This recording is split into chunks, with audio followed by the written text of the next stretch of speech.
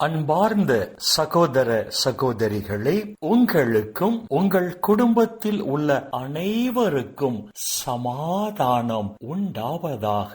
ஆமென். அன்பார்ந்த சகோதர சகோதரிகளே, இன்றைய நாளின் தியானத்திற்காக நாம் எடுத்துக்கொண்ட இறை வார்த்தை புனித பவுல் கொரிந்தியருக்கு எழுதிய முதல் திருமுகம் 10ஆம் அதிகாரம் 8வது இறை வார்த்தை.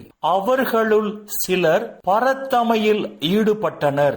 அதனால் ஒரே நாளில் 23,000 பேர் மடிந்தனர். அவர்களைப் போல் நாமும் பரத்தமையில் ஈடுபடக்கூடாது என்று புனித பவுல் இங்கு எழுதுகிறார். சித்திமில் தங்கியிருந்த போது இஸ்ரவேல் மக்கள் மோவாபின் புதல்வியரோடு முறைகேடாக நடந்து கொண்டார்கள் என்றும், மோவாபின் புதல்வியரின் தூண்டுதலுக்கு ஏற்ப இஸ்ரவேல் மக்கள் பாகால் பெகோர் என்ற தெய்வத்தை பணிந்து வணங்கினார்கள் என்றும், இதனால் ஆண்டவரின் சினம் இஸ்ரவேல் மக்களுக்கு எதிராக மூண்டது என்றும் எண்ணிக்கையின் புத்தகம் 25ஆம் அதிகாரம் 1 முதல் 3 இறை வார்த்தைகள் நமக்கு சொல்லுகின்றன.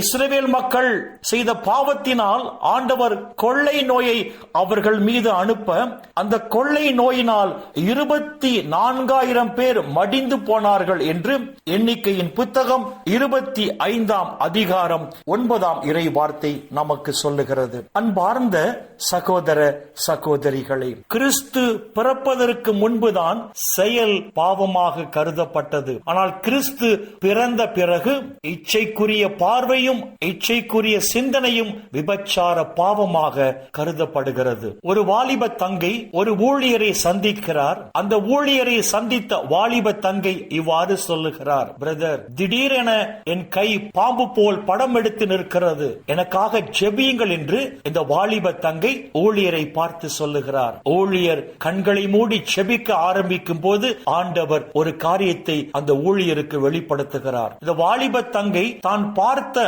ஒரு வாலிப பையனோடு சிந்தனையில் விபச்சார வாழ்க்கை வாழ்ந்து கொண்டிருப்பதை ஆண்டவர் அந்த ஊழியருக்கு வெளிப்படுத்த, அந்த ஊழியரும் இந்த வாலிப தங்கையை பார்த்து, சகோதரி, ஒரு வாலிப சகோதரரை பார்த்த நீங்கள் அவரோடு உங்கள் சிந்தனையில் நீங்கள் விபச்சார வாழ்க்கை வாழ்ந்து கொண்டிருக்கிறீர்கள், அதனால் தான் உங்கள் கை பாம்பு போல் இவ்வாறு மாறுகிறது. இது விபச்சாரம் என்கிற பாவம். இந்த பாவத்திற்காக ஆண்டவர் பாதத்தில் அமர்ந்து நீங்கள் அழுது மன்னிப்பு கேளுங்கள். இந்த பாவத்தை விட்டு நீங்கள் வெளியே வாருங்கள், அப்பொழுது நீங்கள் பூரண சுகம் பெறுவீர்கள் என்று அந்த ஊழியர் அந்த வாலிப தங்கையை பார்த்து சொல்லுகிறார். அன்பார்ந்த சகோதர சகோதரிகளே, இன்று நம்முடைய கண்கள் வழியாக, நம் செவிகள் வழியாகத்தான் அநேக தீமைக்குரிய காரியங்கள் நம் இதயத்திற்குள் சென்று அங்கு பாவமாக உருவெடுத்து நம்மை இச்சைக்குரிய பாவத்தில் விழ செய்கிறது என்பதை மறந்து விட வேண்டாம். எனவே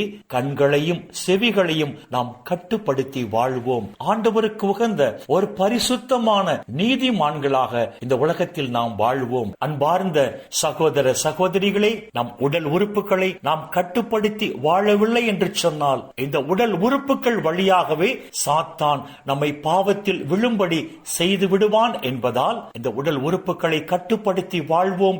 ஆண்டவருக்கு உகந்த பரிசுத்தமான ஒரு வாழ்க்கை வாழ்வோம். அப்பொழுது ஆண்டவர் இந்த உலகிலும் நம்மை ஆசீர்வதிப்பார். இந்த உலக வாழ்வின் முடிவில் நிலை வாழ்வையும் நமக்கு பரிசாக தருவார். இந்த இறை சிந்தனைகளோடு நாம் ஜெபத்திற்குள் கடந்து செல்வோம். எங்களை நேசிக்கிற நல்ல பிதாவே, அப்பா, இந்த உலகில் இன்னும் ஒரு நாளை நீர் எங்களுக்கு சேர்த்து தந்த உம்முடைய கிருபைக்கு நன்றி சொல்லுங்க. இந்த நாளிலும் எங்கள் உடல் உறுப்புகளை கட்டுப்படுத்தி வாழும் போதுதான் இந்த உலகில் நாங்கள் பரிசுத்தமான ஒரு வாழ்க்கை வாழ முடியும் என்று சொல்லி உம்முடைய உயிருள்ள வார்த்தைகள் வாயிலாக எங்களோடு பேசினீரே. அப்பா, உமக்கு நன்றி சொல்லுகிறோம். விண்ணக ராஜ்யத்தை சொந்தமாக்கிக் கொள்ள உம்மால் தேர்ந்து கொள்ளப்பட்டு பெயர் சொல்லி அழைக்க பெற்ற நாங்கள் வரப்போகிற நாட்களில் உமக்கு உகந்த நீதிமான்களாக, நேர்மையாளர்களாக இந்த உலகத்தில் வாழும் போது அப்பா, இந்த உலகிலும் தேவரீர் எங்களை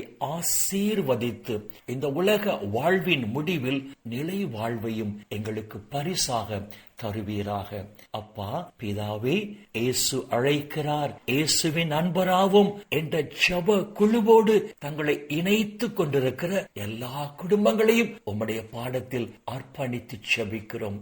அப்பா பிதாவே, இந்த குடும்பத்தில் இச்சைக்குரிய பாவத்தில் வாழ்கிற அத்தனை மனிதர்களையும் உம்முடைய பாதத்தில் அர்ப்பணித்து ஜெபிக்கிறோம். அப்பா, உம்முடைய இரக்கத்தின் நிமித்தம் இவர்களும் மனம் மாறி பாவத்தை விட்டு விலகி உமக்கு உகந்த பரிசுத்தமான வாழ்க்கை வாழ்ந்து இவர்களும் நிலை வாழ்வை சொந்தமாக்கிக் கொள்ளும்படி தேவரீர் செய்வீராக. அப்பா பிதாவே, இந்த இறை செய்தியை கேட்கிற எல்லா மக்களையும் அவர்கள் குடும்பங்களையும் விண்ணக ஒளி பீடத்திலிருந்து தேவரீர் நிறைவாக ஆசீர்வதிப்பீராக. அப்பா, இந்த இறை செய்தியை கேட்கிற உம்முடைய பிள்ளைகள் உம்முடைய நிறைவான ஆசீரால் மன நிறைவோடு, மன மகிழ்ச்சியோடு, மன அமைதியோடு, நலமோடு வாழ கிருபை செய்வீராக. இயேசுவின் பரிசுத்த நாமத்தில் ஜெபிக்கிறோம் நல்ல பிதாவே. ஆமென், ஆமென், ஆமென்.